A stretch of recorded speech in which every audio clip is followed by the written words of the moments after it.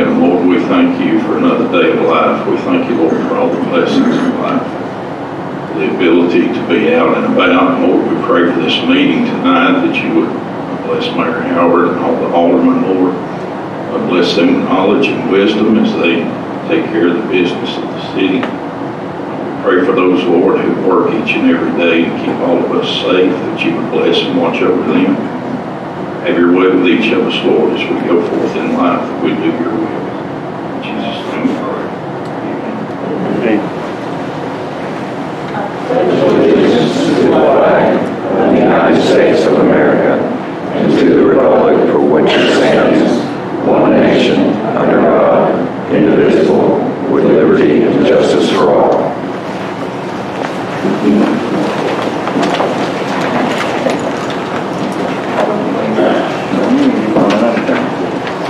Alderman French. Here. Alderman Anderson. Here. Alderman Bellamy. Here. Alderman Hobbs. Here. Vice Mayor Messick. Here. Alderman Parsley. All are present. Do I hear approval of the minutes of the September meeting? I'll make a motion. I hear a second.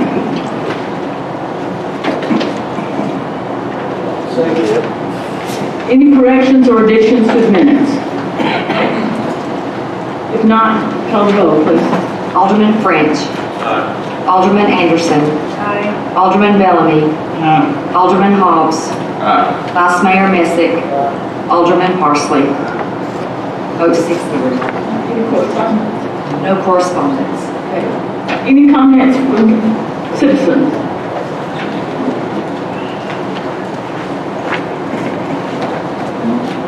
I want to read this statement. It's concerning. Would you state your name and address, please? 357 Shelton Road, Manchester. This is concerning the rezoning on Shelton Road. But I just want to read the statement, so if that's okay, I'll just do it right now. All right. This is an ethical stand for me, so it's important to me to read this statement and I get it all out. Whether what you do is on you, but this is me. Please let me get finished before you comment on it. In April of this year, Tullahoma City had a similar request for rezoning from an R1 to a zoning that allowed duplexes. The land in question was surrounded by low-density single-family housing. It was passed with an unfavorable recommendation by the Planning Commission to the Board of Mayor and Aldermen. They voted to deny the rezoning based on a section of their code that the rezoning would create an inconsistent development pattern with the existing development pattern of single-family homes in the surrounding area. This is the same situation that we have on Shelton Road. We already have an increased crime, traffic, and speeders after the somewhat recent development at the end of our road. My husband's truck had items stolen from it, and we had a break-in of a vacant house. People walk around on our road in the middle of the night, and we never had this kind of situation before. It is so very important to look out for all of the citizens of your community, the already existing citizens in their long-established neighborhoods, not just the new families you want to attract to Manchester. Please help us to preserve our neighborhood. If our zoning is changed to R2, the builder just needs a special exemption later to build townhouses instead of single-family homes. A lot of these townhouses will be rentals. Our crime, traffic, and speeders will continue to increase. A zoning of R1 with a 12,000 square foot lot gives you 10 lots, and an R2 zoning with a 10,000 square foot lot gives you 13 lots. That's a difference of 3 lots. Please help us to keep our R1 zoning. That's all. Any more comments from the citizens?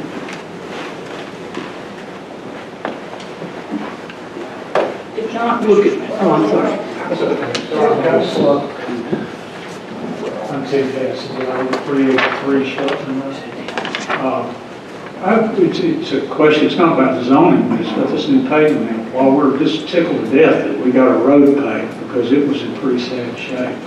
I don't know how many years, it was on a 10-year plan or 20-year plan for a while. But when they were paved, they eliminated the shoulder we had on each side of the road, which gave your average old person like me a little place to walk without somebody zooming up behind us at 60 miles an hour. Whose idea was that? To widen the traffic lanes all the way to the property line and eliminate all the shoulder. Because you're going to have to put in some sidewalks, or you're going to get some people killed. Because we have a 90-degree turn, and then we got about 1,000 feet of road, and we got a 90-degree left-hand turn. We got people from these new apartments and some that are coming from the other direction toward 41. I mean, that section of straight road right there, these cats they're hitting 60 miles an hour from one end to the other. Either we need some traffic calming, which people take to mean speed bumps, but it can mean other things. It can mean rumble strips or anything. But you're going to get a pedestrian killed. And I know you don't want that to happen, but it's going to happen. These folks have no respect whatsoever for the fact that that's a 30-mile-an-hour speed zone. As a matter of fact, for that little shorter distance, it should probably be a 15 or 20-mile-an-hour speed zone. Because you've got a come to a stop curve down here, and you've got to come to a stop curve up here. And this has just turned into a drag strip. We need something done about it. Post policemen out there and start giving out some tickets so people will say, no, we don't really need to do that because that just cost me $100. Or put in a couple of small speed bumps. They don't have to be asphalt. Now, like Nashville is using these things now that are manufactured out of some kind of carbon fiber. You just drag them out the road and nail it down. They don't have to be permanent. Once people get the idea that, hey, we'd like y'all to slow down a little bit, sometimes you can come back and take them up. Thank you. Any more comments from the citizens? If not, we'll move into our committees and commissions reports, or comments from the mayor. He wanted to make a comment. Oh, I'm sorry. It's on Sheldon Road. That will be an open meeting, so go ahead and speak. Let me take this opportunity because I'm Randall Quinn. I live on Shelton Road. I've been up here about 4 or 5 times now to address the issue about the development of the rezoning of Shelton Road. And I want to make sure I get a statement this time. On all the rezoning measures I've looked at, there is a common theme, and that is to take existing zoning status and demote it down to something else. Surely there's a better way of addressing the growth that we're going to be facing here in Manchester than to take existing residential areas that are zone 1 and demoting them down. There's got to be a better way to do it. I will tell you that since there's additional homes that's been built at the end of the road in the adjoining neighborhood, I've had an increase of water discharge across my property, significant amount of water flow through my backyard. And I've also noticed water pressure inside my house go down. So it makes me wonder, are you doing an adequate job about drainage and water supply to the new developments that you already got going in that area? So I guess my plea is, don't take our R1 status that people have got in that neighborhood, their lifetime investment in their property, what they own, and demote it down. There's got to be a better way of planning our city growth than to have this casserole of different housing abodes. If the developer wants to build additional housing within the current R1 constraints, that's fine. But don't take it down to R2. Comment. Okay, any more comments?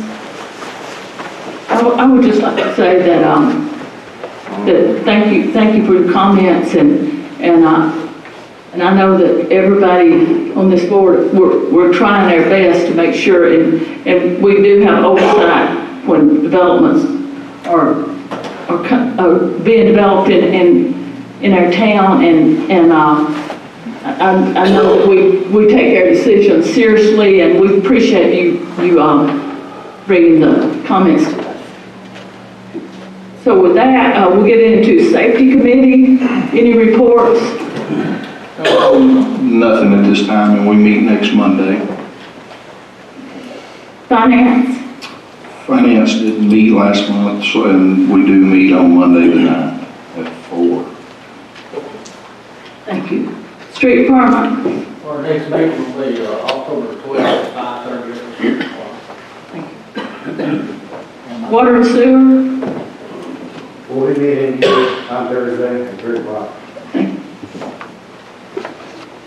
Recreation? Our next scheduled Recreation Commission meeting is October the 12th at noon at the rec center. Tourism? We'll also be meeting on the 9th at 6 o'clock. Planning and zoning? She's not here tonight. We're going to talk about what we do with planning and zoning later. Okay. Thank you. Information systems? Nothing to report, ma'am. Thank you. Historic zoning? We did not have a meeting last month. Okay, getting into the resolutions. Resolution A, resolution procuring engineer services of St. John Engineering for the design, inspection, surveying, and other engineering services as needed to implement the awarded TDEC State Water Infrastructure Grant Program through the American Rescue Program, sponsored by Vice Mayor Messick. Do I hear a motion to approve? Motion. Do I hear a second? I'll second. Any comments from the board? If not, call the roll, please. Alderman French. Alderman Anderson. Aye. Alderman Bellamy. Alderman Hobbs. Vice Mayor Messick. Alderman Parsley. Carries 6-0. B, a resolution approving a contract with Custom Signals Incorporated in the amount of $126,800 for the purchase of body cameras and the purchase installation of in-car cameras, sponsored by Alderman Hobbs. I'll make a motion. Do I hear a second? Good. And this will be totally paid. There will be no matching on this. Thank you. Any comments? So this is grant? Yes. Okay. No matching. 100%. Any more comments from the board? If not, call the roll. Alderman French. Alderman Anderson. Aye. Alderman Bellamy. Alderman Hobbs. Vice Mayor Messick. Alderman Parsley. Carries 6-0. Thank you. Getting into ordinances. A second reading of an ordinance rezoning property owned by 2415 Construction LLC on Shelton Road from R1 to R2, sponsored by Vice Mayor Messick. And I think this is a public hearing. This is it. That's on the table. We'll have to have a motion to take that off the table, right? Yes, sir. So Yes. I'd make that motion. Do I hear a second taking this ordinance off the table? It's been moved and seconded that we will take this ordinance off the table. Any comments? From the citizens or us? Right now, you're Right just now, we're taking it off the sharing table. it with us. If not, call the roll, please. Alderman French. Alderman Anderson. Aye. Alderman Bellamy. Alderman Hobbs. Vice Mayor Messick. Alderman Parsley. Motion carries 6-0. Now we will be I'm entertaining a motion for rezoning the property from on Shelton Road from R1 to R2. Do I hear a motion to approve this ordinance? So moved. Do I hear a second?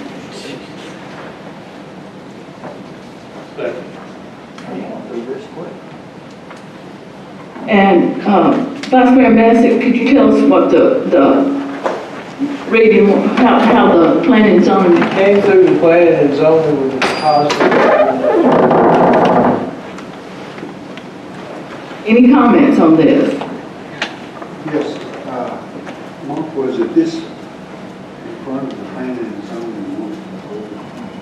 Just one time, we've had it tabled a couple of times. Well, I realize that on the table, but with it somewhere like zoning before? It's R1 right now. Yeah, but at one time, when it first went out, it was R3. They asked for R3, but they. Okay, so the planning commission turned that down? No, plan committee didn't turn it down. The young man that's going to develop it agreed, because people were here from Shelton Road, agreed to go from R3 to R2. So it would never turn down. That's the way it was presented to us, and that's the way it came out. So it was agreed. Yes. The amount of lots that you can have in R1 versus R2, what's the difference? Two houses different. Two houses? Two houses different than this to be subdivision. You have, and you said 13, you might be right, I'm not, but I figured 12. So you're 12 or 13 one way and 10 another way. More lots on R2 than R1? Yeah. A lot of this property back there in the floodplain? Yeah, they won't develop it. There's a lot of that property that'll never be able to develop. Then why aren't we giving them the option to do this in the first place? Okay. I'm sorry, I thought you were asking. It is a public meeting, but they were asking a question, and if you have a question, come to the podium and give your name and address. Well, I got you. Well, just, Mark's just gonna draw a target on me. No, I don't have any problem with people that own property doing everything that they want to do with their property, as long as it doesn't cause some kind of detriment to somebody who's already there. That's what bothers me. We have a flood water or a drainage problem already. Now, we're talking about developing a landlocked piece of property. A good portion of it is already in a flood. What are these folks that are wanting to develop, planning to do with all that water? Because there's a bunch of it. It's not just coming from their property, it's coming across the road. You folks put in, or water and sewer put in, a 2-foot pipe here a while back to help move some of the water across the road. Before that, it was running across the road 2 feet deep. Now, when it really gets to rain, we've got a drainage ditch, me and some of these other folks, behind our property. It was cleaned out about 7 or 8 years ago, and for a while, it held up pretty well. But it's time for that to be reworked again too, because when that water gets up from across the road on high ground over there, it shoots out of that pipe. They had to rip-wrap it, because when it got to the end of the pipe on our side of the road, it was shooting 15 feet in the air. We're talking about a 2 or 3 foot cylinder of water. We're talking about a bunch of dollars of water. It's not like it's just lazying across there and going back to the creek and disappearing. This stuff is serious business. thank you. Yes, ma'am. Thank you. The plans are sent to TDEC, and I did have some questions about the water in the wet area, and if the TDEC. TDEC also said those were bridges down at the end of the road when all they are is a box culvert. Well, we're not voting on what's going to be built there. We're just voting on Changing the zone. It hasn't even. Before they build anything, it'll have to come back to the planning commission. Right. And they'll approve the What about the water drains and and all that stuff. kind of stuff? It doesn't, this is I'm just telling, that's all I'm telling you, man. I don't, It's not really my part of it. I kind of feel sorry for them if they're planning, they're basing their plans on being able to do this, that, and the other. And we're looking at a situation that right off the bat disqualifies what they want to do. That doesn't seem like the right way to handle it. well, if it doesn't meet what we say it should be, then they won't get to do anything. We're just looking at, if if, once they bring the site plans in, will we go with R1 or R2? Thank you. Well, all I was thinking was, we were talking about taking this other thing off the table. Well, And effectively, you're putting it back on the table. well, That's to make sure it's not under the. no, it's not. We had it tabled because we didn't have a full board, and now we got a full board, so we're gonna vote on it. Win, lose, or draw, it don't matter. Thank you. Any more comments? Mark, how many lots are unbuildable on that because of the flood? Well, Bob, I don't know, but there's a lot of it. I'd say 18 Do what? It's about 70% of it. Sarah Bradley, 85 Kenwood. Can I finish talking to Mark? I'd say there's at least half of it that you can't build on. But you can't build in a floodway, period. Right. So there's a big floodway right there. I saw it on the map that they gave me. Most of the building is going to be on the upper end. There'll be very little built on where it starts, where it begins, because there's just no way to build there. So he's got a piece of property and he wants to build houses, and most of them will be on the upper end of it.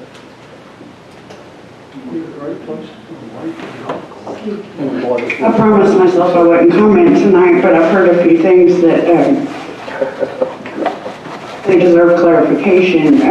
So it is true that we are talking about rezoning, but rezoning inherently affects density, and density inherently and directly and sometimes significantly impacts stormwater and water flow. It's my understanding that fire flow was maybe not where it should have been when that new neighborhood was built. So I'm not surprised to hear that there are water pressure issues, which is not only a hassle when you're trying to take a shower, but also when you're trying to fight a fire. That's why it's called fire flow. But the stormwater, just to be clear, and I know we're not talking site plans right now, but again, we're talking about the density that will be allowed. TDEC does not review calculations and things, just to get that out there. In fact, their approval letter says, we've reviewed your plans and they appear to have the required elements. It's basically like a teacher the last week before Christmas break saying, you wrote something in every box, you get an A. Okay, I've been there, I get it. They're overworked, underfunded. It happens. We cannot rely on TDEC to check mistakes. Also, the city engineer happens to be the engineer for many of these developments, so our review process doesn't have that added layer of protection. When you're reviewing I send off emails all the time and later realize, oh, there's a typo I didn't catch, because I'm reviewing my own work and making sure it's okay. So I just ask all of you, and especially the two of you that serve on Planning Commission, to be mindful that we need to be handling our own business and making sure it's all above the table and not relying on TDEC. Thank you. Any more comments from citizens?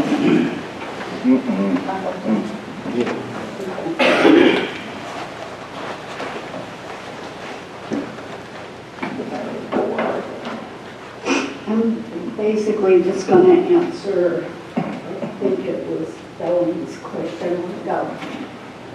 The acreage is about 21 acres, and according to what has been said and from what I know about the property, about 16 acres of it is flood zone. So that only leaves maybe 5 acres that can be developed. And that has been in the newspaper, and it has been brought up at a couple of these meetings. So that answers that question that you had.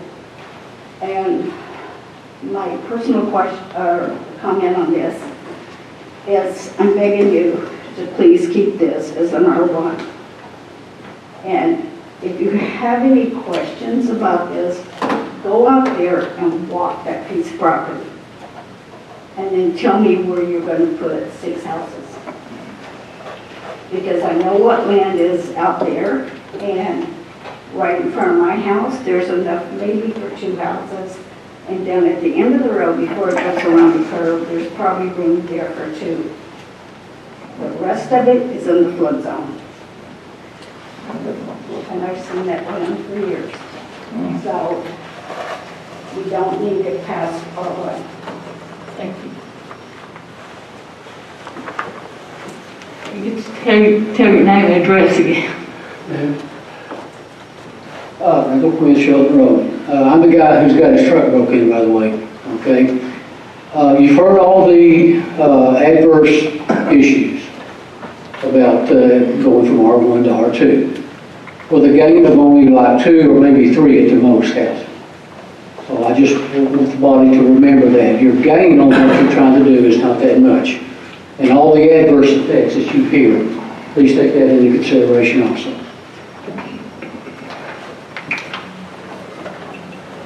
Any more comments from the board? So let me just say one thing, and then I'm gonna shut up. I ain't got a dog in this race, okay? Good passage or not, I don't win or lose. But if you can break even with 10 houses and you can get 3 more, that's the difference between making a profit and losing money. So it does matter what you got. I went on the tax record today and looked up the lots up and down that road. There's about 6 or 7 lots at the beginning of that road that are not as big as R2 that we're asking to go. So there's R2 on that road also. It's not everybody's got an acre lot on that road. So There's nothing less than a half acre. Excuse me, unless you're at the microphone. Yes. You heard me. Comments? Any more comments from the board? On the north side of that road. Okay, state your name and address. Tim Caston. And your address. Ma'am. And your address. 383 Shelton. Thank you. On the north side of the road, next to the nearest minimum size lot over there, until you get to the new development that your husband owns part of. The minimum size is over 5 acres. On this side, on the southern side of that, southeastern side. This lease is on 2 acres. The corner lot is on 1.25 acres. I'm on 1 acre, and everybody on down the street is on at least 1 acre to 1.5 acres. On the creek side, there's a lot of their property that can't be built on.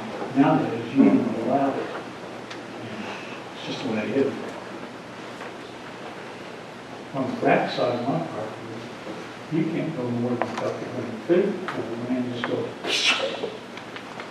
Here in Miss Elise's house, you can come off Shelton Road maybe 50 feet, and then you get into a nose-down situation down toward the pond, lake, whatever you call it. There's, without modifying a lot of ground, there's really not any place to put houses unless you're planning on putting them right up against Shelton Road and building tall skinnies 2 at a time, just like you're doing in Nashville, which is totally out of keeping with the character of our neighborhood. I mean, there's not room enough to stretch out a house that's 50 or 60 feet wide. But it's not our problem, the board. We're not voting. How they lay them out and how many they put on there, we'll talk about later. All we're doing today is voting to rezone. I don't know how many you get on there. Honestly, I don't. You know, if he can put 2 on there, that's great. If he can put 5 on there, that's I just see that as groundwork that ought to be done before you get into the planning phase. It just makes sense to me to do that. I've built a lot of houses. I got a pretty good idea of how it works. So if he can only put 2 houses on that, You should have looked at it closer before you bought it. well, that's his problem. It is his problem. It's his problem. Well, hopefully the board has studied this whole issue and that we've seen where it is and right now, whether it's going to, whether it's R1 or R2. Boards make rules, God make floodplains. Thank you. Any more comments before we get ready to vote on this? I want a point of understanding. I've heard that tonight you're only going, making a vote, a decision. I'm trying to stay within Robert's rules, which we've adopted. Can you give your name and address again? Okay, Randy Quinn, Shelton Road, truck broke into.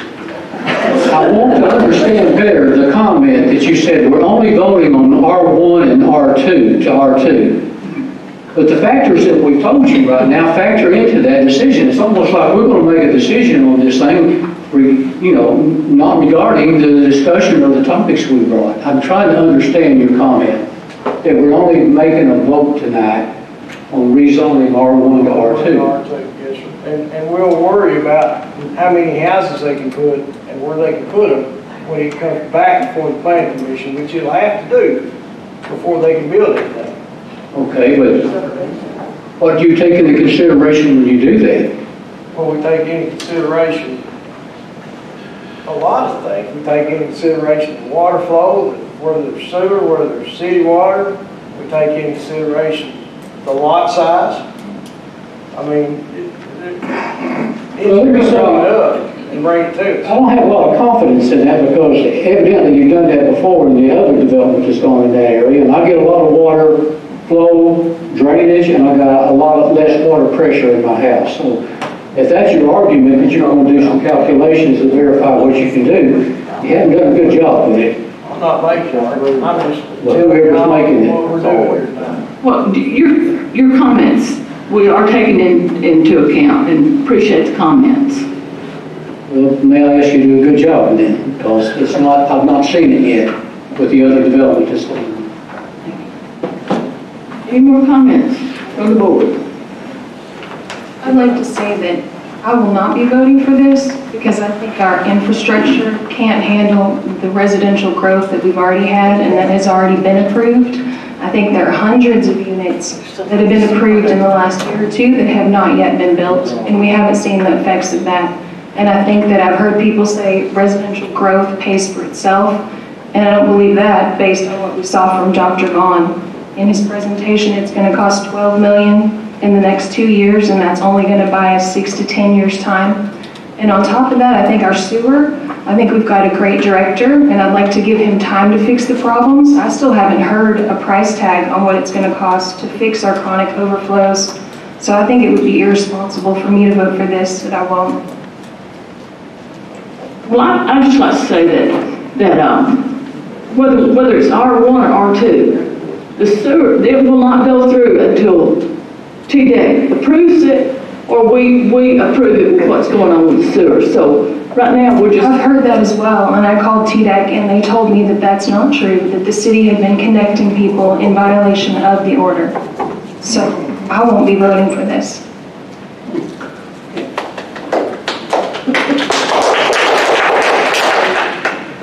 If not, call the roll, please. Okay, right now, the comments are over. We've run out of time.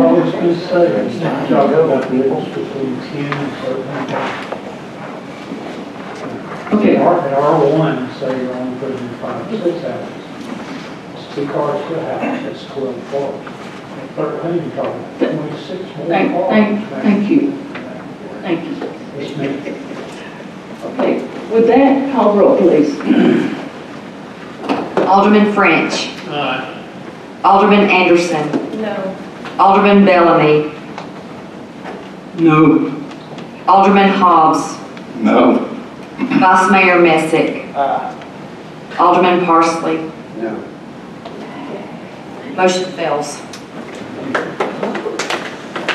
Okay. The second reading of an ordinance to amend Manchester Municipal Code 5-7033, Committee Award Procedure, sponsored by Alderman Hobbs. Point of clarification, This is correcting what I would call a typographical error.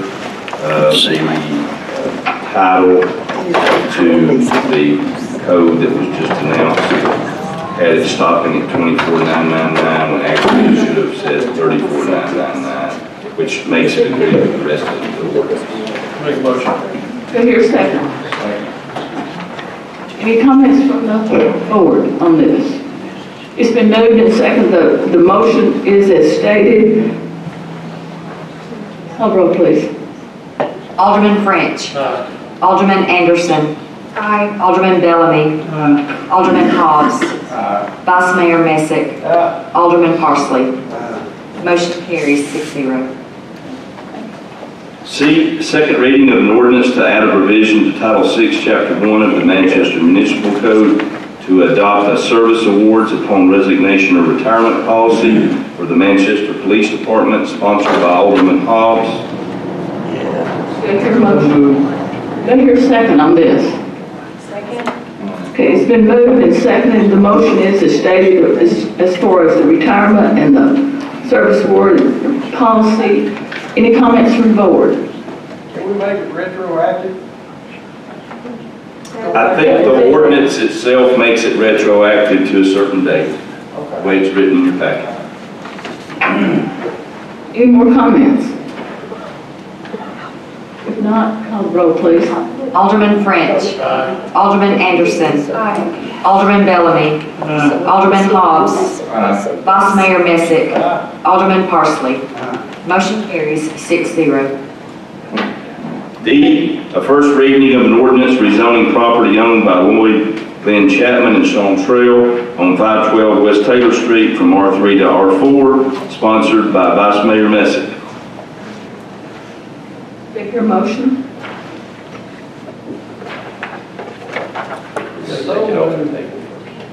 Yeah, we got it, that's right. I'm sorry. I'll make a motion, we can take that off the table. Second. Okay. The motion's been made and seconded to take this off the table.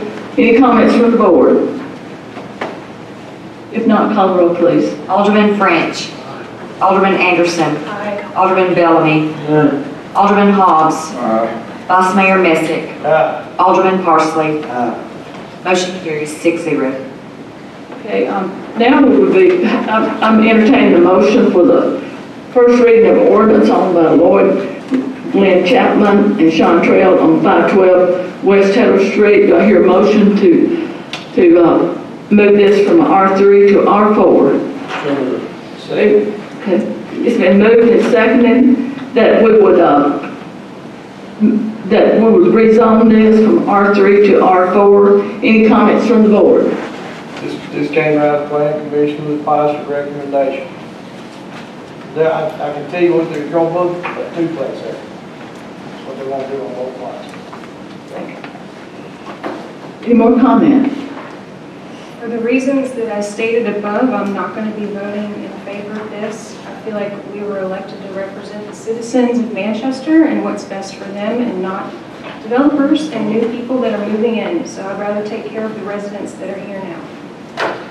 Well, I tell you, I live right down the road from it, and what they're going to put there helps our community a whole heck of a lot more than what's there now. No doubt about it. Any more comments from the board? Call the roll, please. Alderman French. Alderman Anderson. No. Alderman Bellamy. Alderman Hobbs. Vice Mayor Messick. Alderman Parsley. Motion carries 4-2.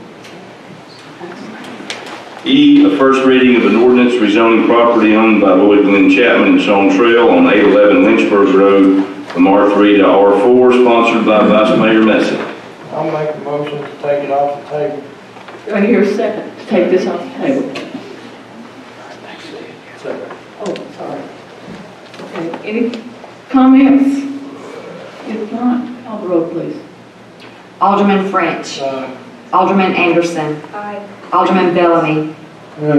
Alderman Hobbs. Vice Mayor Messick. Alderman Parsley. Motion carries 6-0.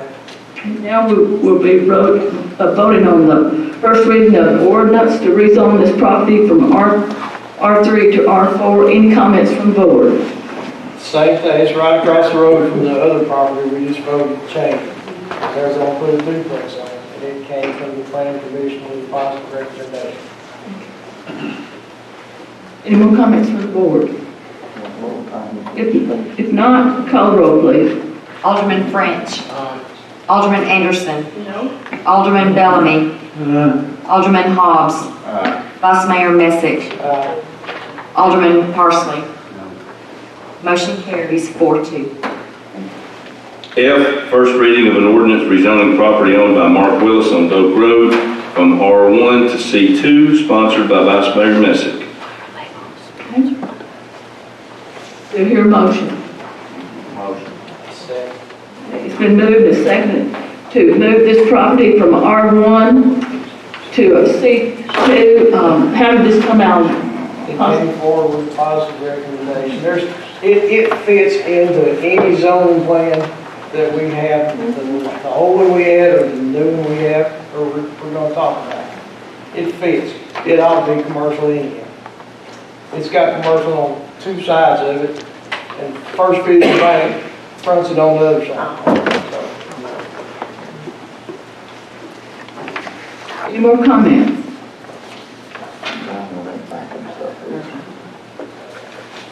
If not, call the roll, please. Alderman French. Alderman Anderson. Aye. Alderman Bellamy. Alderman Hobbs. Vice Mayor Messick. Alderman Parsley. Motion carries 6-0. G, a first reading of an ordinance adopting an unclaimed property policy, adding Title 20, Chapter 4, Section 408 to the Manchester Municipal Code, sponsored by Alderman Hobbs. Do you hear a motion?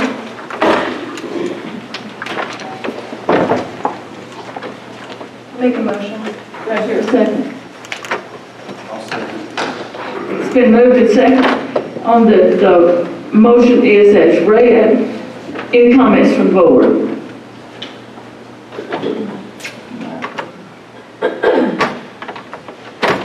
If not, call the roll, please.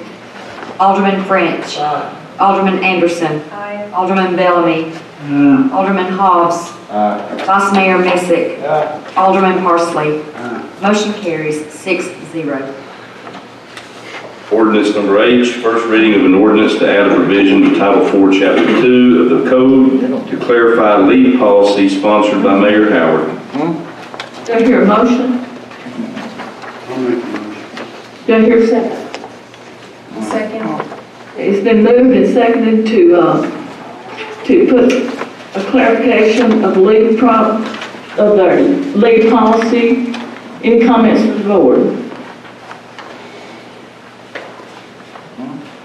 If not, call the roll, please. Alderman French. Alderman Anderson. Alderman Bellamy. Alderman Hobbs.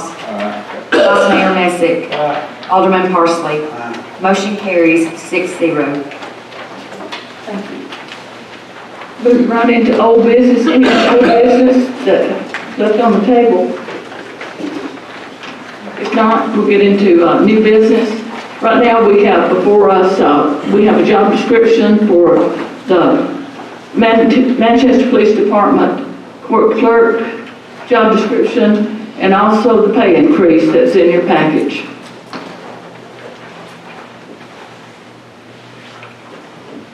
Do I hear a motion? So moved. Second. Any comments? If not, call the roll, please. Alderman French. Alderman Anderson. Aye. Alderman Bellamy. Alderman Hobbs. Vice Mayor Messick. Alderman Parsley. Motion carries 6-0. Next, we have added a position for the Manchester Police Department and the Manchester Fire Department. Do I hear a motion? So moved. So, I'll second. been moved and seconded that this position that Finance has brought of adding the Manchester Police Department and Manchester Fire Department a position. Any comments? Yes, I mean, these are I was just asking, was this in the budget? Well, we not need to do a budget amendment for this. So should we do it first?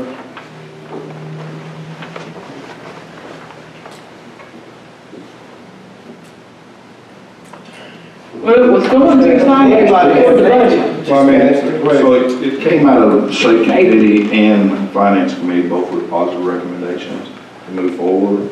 And I would assume, I guess, as soon as we adopt it, then we can do a budget amendment to get the money. Elected budget amendments. Yeah. The whole intent is just to equalize all the shifts. You have one shift in each department that is a position short. So this would make them all, I think it's 8 and 6. We got 23 on patrol, and that put us at 24, 6 per shift. Yeah, 6 per shift, and the fire department is 8 or 10. But just bring all the shifts to equal status. And it had gone through safety, but we were in the middle of the budget and had gone through the finance, but I think we can't. the last finance meeting. I don't remember doing it, but I don't know why we need to. But we it can be added to the list of budget amendments. We typically cluster our budget amendments anyway. There'll be multiple things that we'll be instead of individual. Call roll, please. Alderman French. Aye. Alderman Anderson. Aye. Alderman Bellamy. Alderman Hobbs. Aye. Vice Mayor Messick. Aye. Alderman Parsley. Motion carries 6-0. Okay, next we'll get into the Hills Chapel sidewalk project. You want to give We're almost through with the sidewalks on Coffee Street. We want to start Hills Chapel next. It can probably be said that that's the most important and most needed sidewalk in the city of Manchester. We've got the go-ahead from everybody on Hills Chapel except two people on one parcel. There's 3 parcels of land that we haven't got the go-ahead. In fact, they told us there was no way we were going through their yard to the sidewalk. So that leaves us with an option, a couple options. We're just going to build a sidewalk through their yard and let everybody walk through their yard, or we can build a sidewalk and make a curb and put it right on the street, where we'd have to curb it, put up rails, guardrails, which would make the street that much more dangerous. Yes. Or we can see if we can goad them into letting us do it by the threat of using eminent domain. That's what we're going to vote on tonight, right, Greg? Yes, sir. So in the past, anytime the city or municipality has exercised eminent domain, it's always been prudent to get a vote from the city council because you are authorizing legal action against lot owners. Typically, in sidewalk cases, eminent domain is upheld for the good of the entire citizenry of Manchester. But first, what I would do is send a nice letter telling them that you've authorized me to file suit if need be, and then hopefully we'll be able to enter into an agreement with them that way. But if not, the vote would be to authorize me to bring a petition of condemnation against these lot owners so that we can put a sidewalk on the property. Are these folks being compensated in any way for the sidewalk running through their property? If they would be, for sure, if we go through the eminent domain route. There's a statute that says how you calculate it. What about the folks that have already cooperated? They have volunteered out of the goodness of their hearts because they know there needs to be a sidewalk down Oak Road. Everybody's excited about that sidewalk going down Oak Road.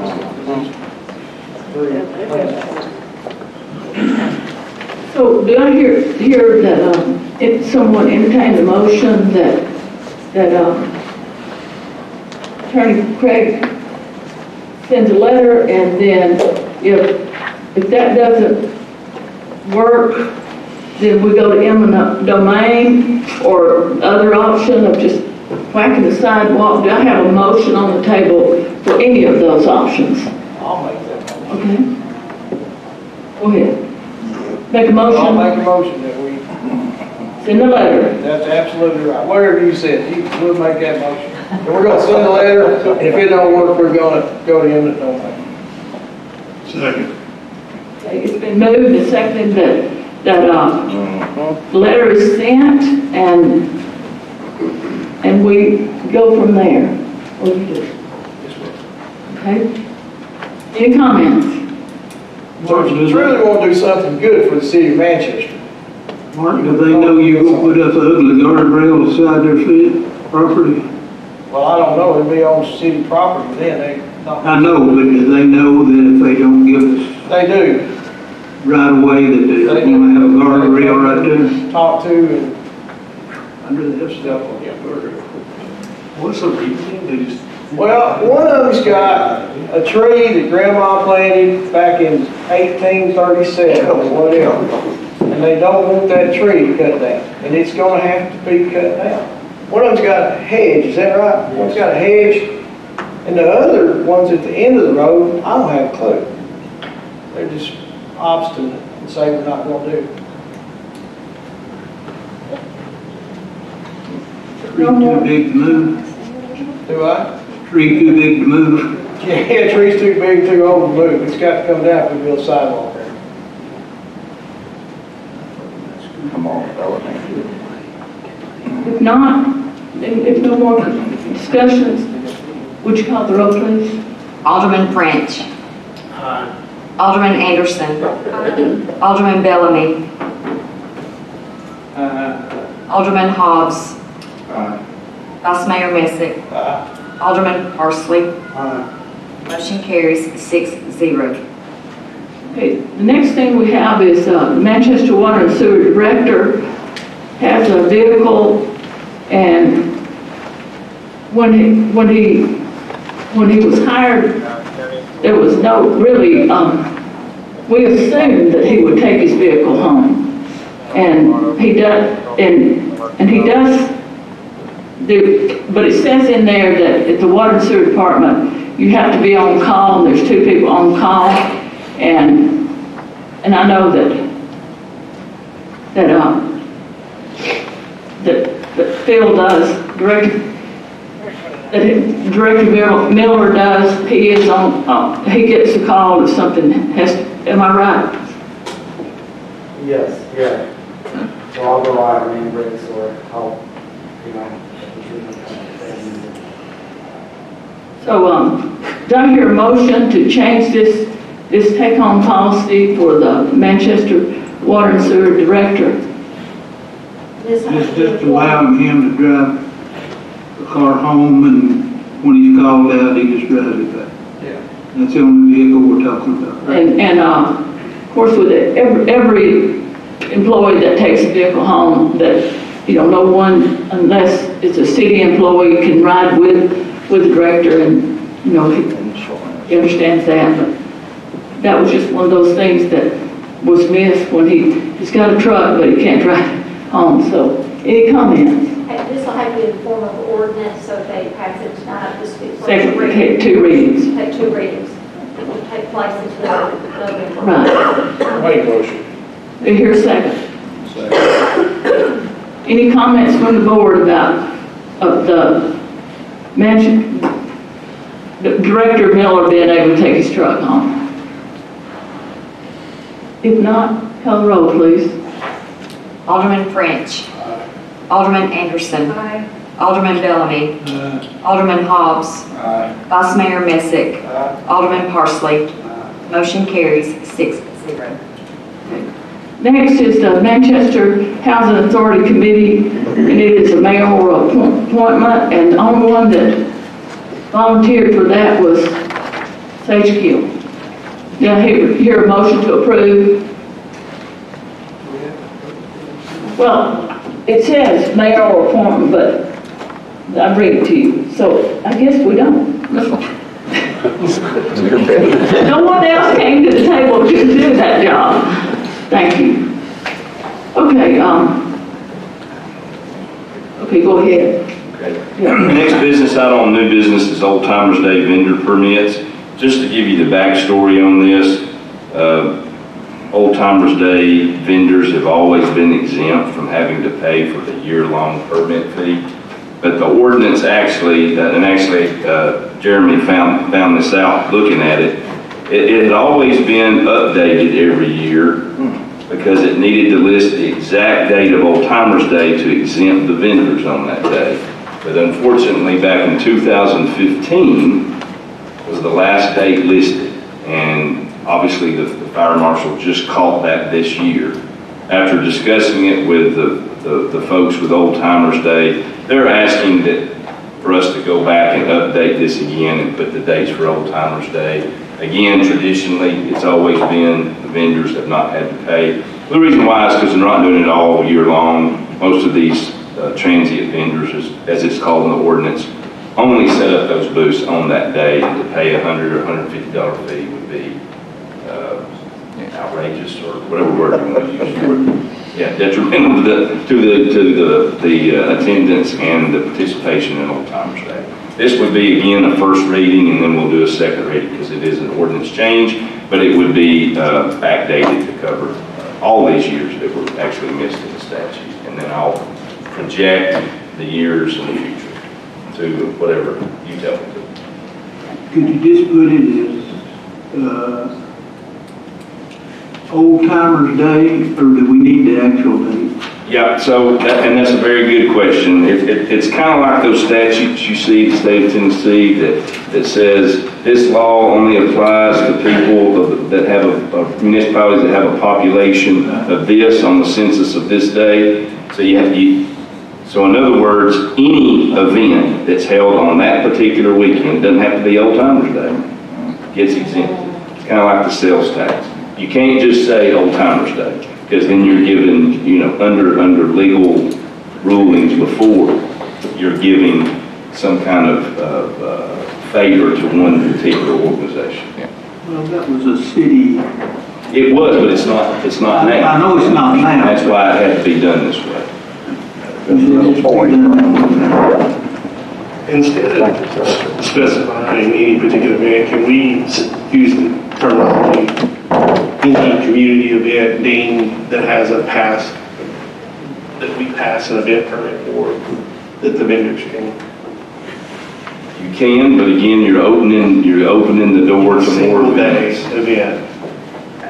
And again, I'm just going on what was determined by past legal opinion and precedents of what meets the standard case law and statute. But if we have any single event where a vendor's going to come in for one day, we're going to make this argument every time that it's kind of ridiculous to make them pay for an annual permit, right? I mean, that's a political issue and question for the board to answer, not me. There is a reason this was done this way, because if you open that up, then any other organization that wants to have a single event day then can have transient vendors that come in and the city doesn't get the permit fee. So that's a political discussion, not a legal discussion. Don't mean to be obtrusive, but that's... No, I just can't. I would rather it be dependent on having that event permit, because here's the flip side of that. I could take that day and jump in. Anybody can come in at that point in time. We don't have any control over it. Whereas if we had to have an approved event permit, then there's control on whether or not that type of event or those vendors could come in. Well, I think Old Timers Day has to have the permit. I understand. I'm just saying, why wouldn't that be applicable to any other community event? Yeah, and again, that's... No, I'm not taking anything away from Old Timers Day. I'm just saying, like, year round, why don't we just create this policy? Why don't we fix the policy for the whole anybody that's trying to have a community event? I just hate to see somebody run in Snapchat Day before the Old Timers people got it. Well, and all I can speak to is past and tradition. This has worked in the past, and it has worked for the last 10 or 12 years. This was the way that the previous city attorney said it needed to be done. I understand why his opinion's that way. It's very similar to reason why state statutes say what they say about census numbers being so particular. You can't single out a particular organization and give them this. But in essence, this does that, right? But you're still opening it up to anybody that wants to have an event on those weekends. It's not just Old Timers Day. If you open it up to anybody for single day events, then in theory, somebody can get a single day event every day. And that's pushing things way out there, but I mean, that's what you open up. With an approved permit. Has to be an approved permit, yes, sir. I think that is the protection. I'm not, I just saying, if someone wants to bring a barbecue to town, it's gonna have the same argument. Yeah, and I tried to understand this as you're trying to understand it. So Old Timers Day is a traditional event, always been for the local farmers and community to come in and showcase their crafts and things that they grew on the farm, and you're not going to get that participation if they have to pay $150. Other events, you're looking at different types of transient vendors. So I think that was the basis for the way the wording is, because if you open it up to every single day event, then you don't know what transient vendors you're accepting. And I don't mean ACC, I mean EXC, accepted as an exception. Except for the one day, except for anybody, whatever, all goods. Any kind of theoretically, yes, any kind of vendor. As long as it has a permit. You ready for a motion, Mayor? Good point. I make a motion that we do what the judge said, or city attorney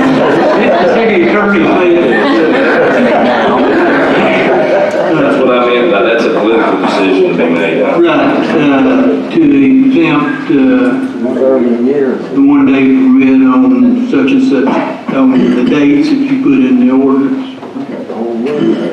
And just hope that the Old Timers Day people don't go to sleep. I'll say, It's probably a second. Any more comments? Mr. Steele would like to say something. It's not a public It's not public hearing, I'm sorry. I was just going to tell you the date is always the same every year. First Saturday, first weekend of October, every single year. Thank you. So hopefully nobody runs ahead of this same day. Okay, if not, call the roll, please. Alderman French. Aye. Alderman Anderson. Aye. Alderman Bellamy. Aye. Alderman Hobbs. Vice Mayor Messick. Alderman Parsley. Motion carries 6-0. And next, we have a situation where in the water and sewer department, we have Candy who wants to step down until the new water and sewer collection manager is trained, and it will be like with Attorney Ewell and Attorney Johnson, they will kind of double up until the person is trained, and then Candy will replace with the take a window spot that will be Susan, not Susan, I'm sorry, not Susan's job, but Brenda's job. No relation. Brenda Parsons. No relation. But anyway, so do I hear a motion to have this doubling up? Candy trains the new water and sewer collection person until I hear a motion. Is this a vote that needs to come forward? It is a decision that's been made, but there will be a double, and it's in the budget. Just bring it to the alderman. Mayor, so the office manager is she leaving after she trains? No, she wanted to step down to. So will she continue making the same No. pay as she's making No. now? will not. The salary has already been discussed, right? Attorney, Director Miller, she knows she's going to have a cut the pay of a person collect tickets in the window.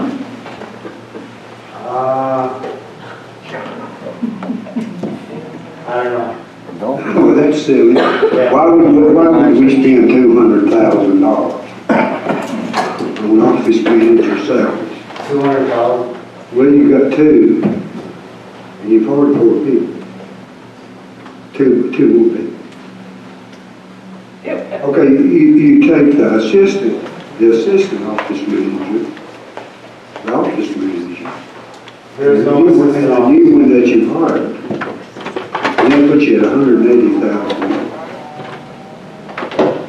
Doesn't it seem like this is seems like the board's trying to micromanage the water department? Why are we?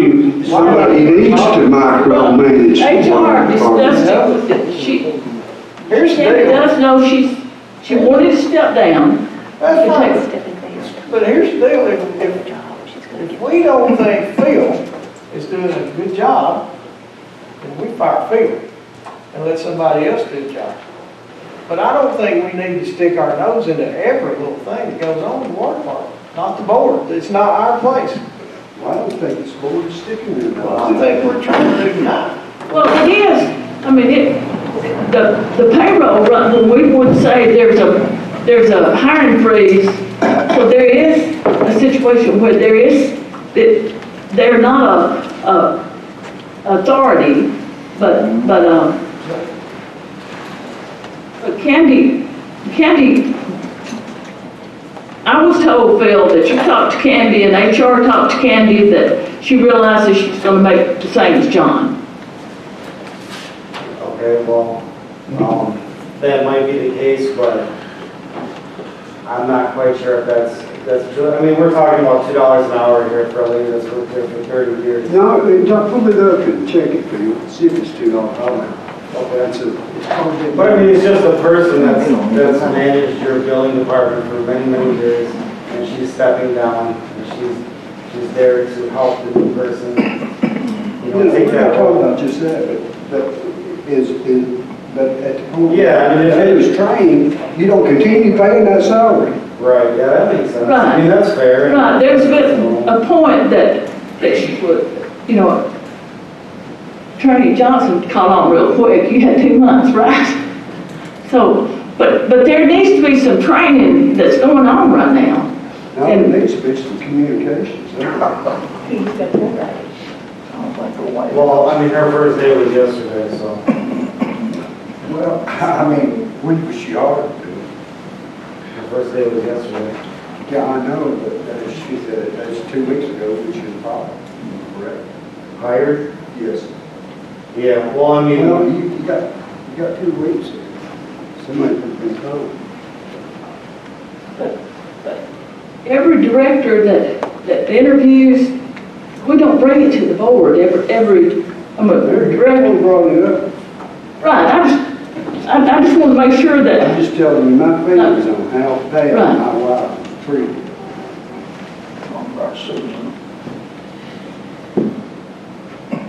Okay, so.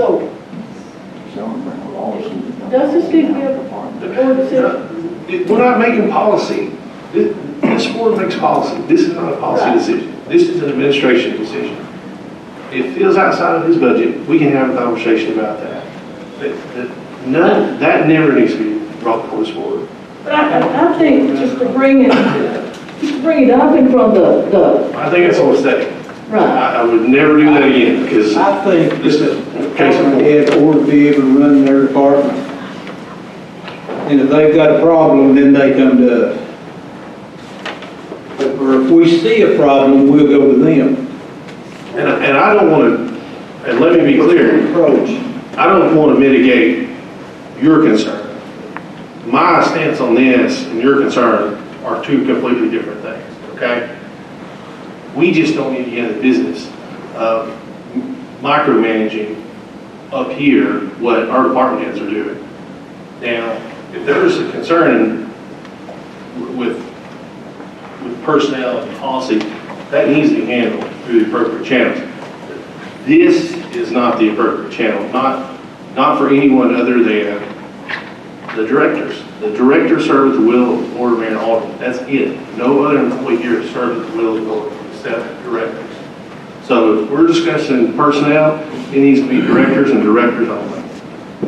And you know, I would ask for forgiveness. I mean, it was different than when it's an attorney, the board made that decision, and I should not brought it up. But Well, same thing, an attorney serves at the will. If we wanted to keep a previous director, to train the new director, we can do that. And it's also going to impact. but it's not the director.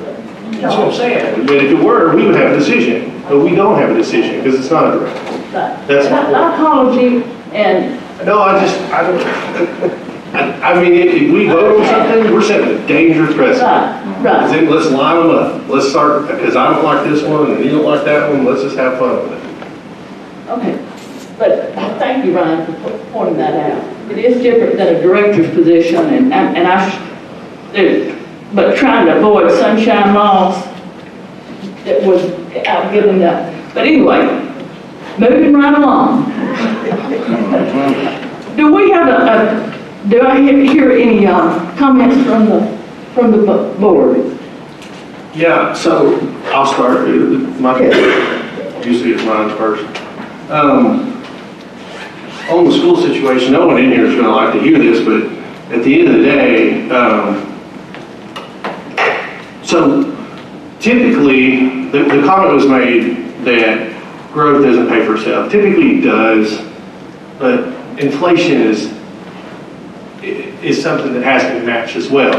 And when there has not been a property tax increase or a rate increase in Manchester that I know of in well over 15 years, I would imagine the last property tax increase, if there was one, was for the rec center build out. So you're talking 20 plus years. Now, every single time there's been a property evaluation, we have certified the rate, meaning we've dropped the rate. So since I've been here, the rates went from, I believe, and you can probably tell, I believe it's went from 249 to our current rate, which is under 191.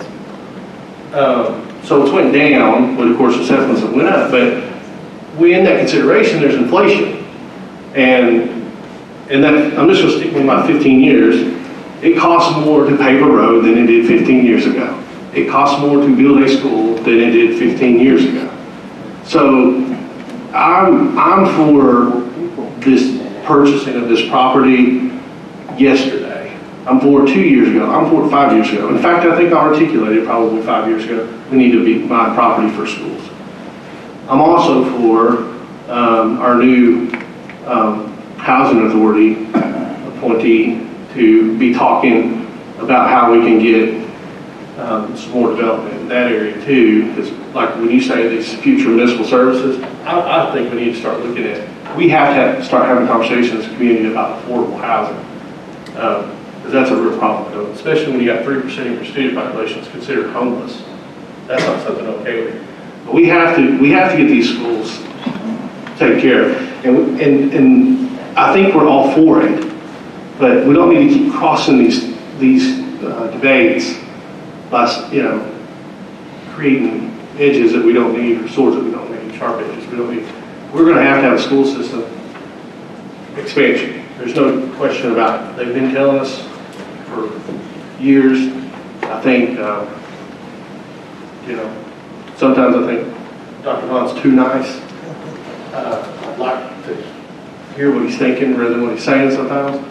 But we got to get this done, guys. We got to get it done. And if it includes, I'll just say, if it includes a property tax rate increase, it does. It hasn't been one in 20-something years. And every single time that we have certified the rate, we have completely ignored all the inflation that's happened in 20 years. And we're trying to do the same with less. It comes up.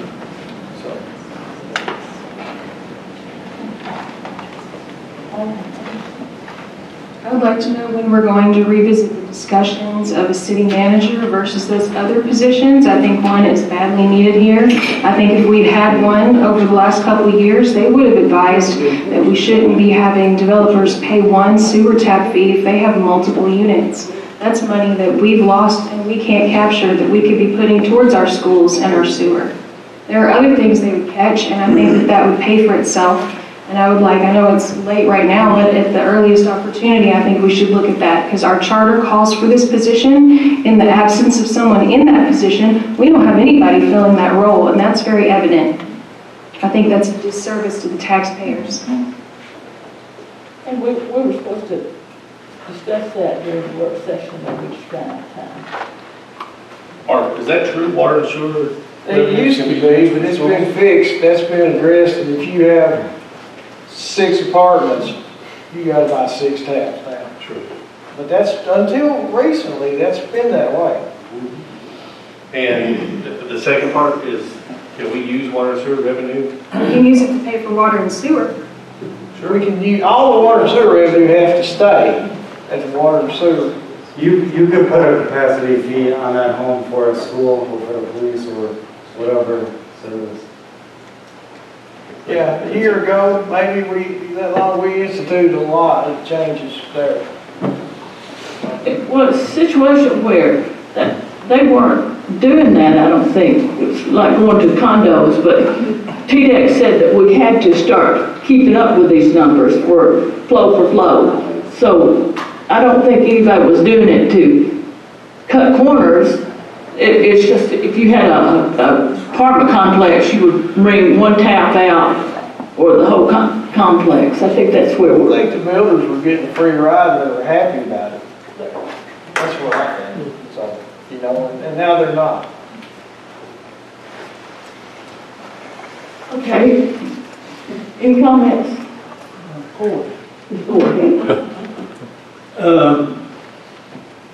I think it was last Friday. We had a homicide in the city, and I want to brag on our police department. They did an excellent job. And I also want to brag on our fire department, who went out and worked shoulder to shoulder with our police department searching for the weapon. It wasn't them and us. I'm finally seeing it becoming a we.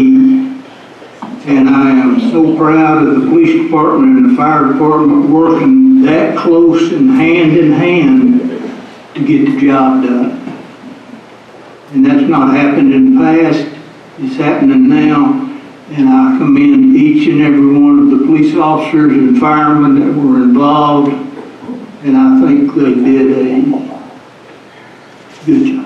I started to say something else, but I'll just say good job. Thank you. Yes, I'd just like to thank Dr. Vaughn and the school board for the work they've done to hopefully get our future going the right way for our school system. And I agree with what Ryan says. I mean, at the minimum, we should get the land purchased and then start trying to figure out how to build a new school. Thank you. I got a pet peeve I want to address. When we go through the committees and the reports, there's not a single solitary person sitting out there that cares when the next board meeting or when the next committee meeting is. But it'd be nice if all you committee department heads could at least say 2 or 3 things about what you've done this last month or what you plan on doing next month. I mean, that's not too hard. That'd be great. I'd like to see that. So I'm through, okay?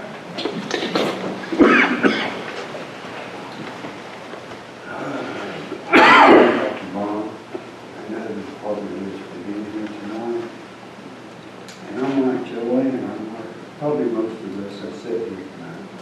I think we've got to move forward with our school. We have to come up with some kind of solution. Look, we just got to see where we're at with our money and move from there. Thank everybody for being here. Thank you. Well, I'd just like to say thank you, Dr. Vaughn, and everybody that brought it. And, you know, of having, you know, you look at buying things and we, like Dr. Vaughn and I discussed, it's been rolling on down, but you got to bring this forth how do we get the money? It's easy to buy something but how do we get the money? Do we raise taxes? Do we go up on water and sewer that we can't depend on just grants? But right now we are in a situation where it's just rolled down and rolled down, and everybody here knows we need a school system. We need a lot of needs, but by bringing, you know, how will we fund it is something we definitely need to look into. So it wasn't trying to be bring something up as far as taxes, but raising taxes. But if you're gonna buy something it's been rolled down and rolled down like it has on all of us, just keep rolling it back. We have to have that serious talk. How do we fund it? Do I hear a motion to adjourn? Do I hear a second? Do I hear a second? It's been moved and seconded that this motion, the meeting is adjourned.